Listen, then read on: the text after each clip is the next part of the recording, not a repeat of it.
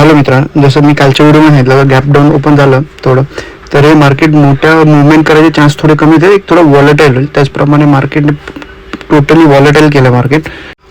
1:4चा जो माझा सेटअप आहे तर त्याची आज एंट्री होणारच नाही आहे, कारण मी जसं सांगितलं का 1:4साठी मला मुवमेंट मोठी पाहिजे, तर हा लेवल किंवा हा लेवल ब्रेक व्हायला पाहिजे. तर 1:4चा तर सेटअप नाही बसला, तर पण 1:2चा कदाचित भेटेल, पण हा जर मला थोडा रिस्की वाटतं. SL जायचे चान्सेस खूप जास्त आहेत.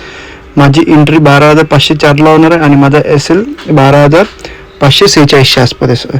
आणि यामध्ये मी फ्युचर्स ट्रेड करेन, ज्याच्यामध्ये माझी रिस्क असेल 40 पॉईंटची आणि टार्गेट असेल 80 पॉईंटचा. म्हणजे 1:2चा जो सेटअप आहे तो हा सेटअप आहे. बघूया काय होतं. अगर एंट्री मिळाली तर ठीक आहे, आणि पण याच्यामध्ये SL जायचे चान्सेस थोडे जास्त वाटतात. त्यामुळे अगर तुम्ही ट्रेड करत असाल तर थोडं सांगून, कारण माझ्या मार्केट खाली आलं, वरती गेलं, परत इथून एक W पॅटर्न करून मार्केट इथपर्यंत बंद व्हायला पाहिजे, असं चान्सेस वाटतात. बघूया काय होते ते. तुम्हाला काही डाऊट असेल तर कमेंट करा, व्हिडिओला लाईक करा.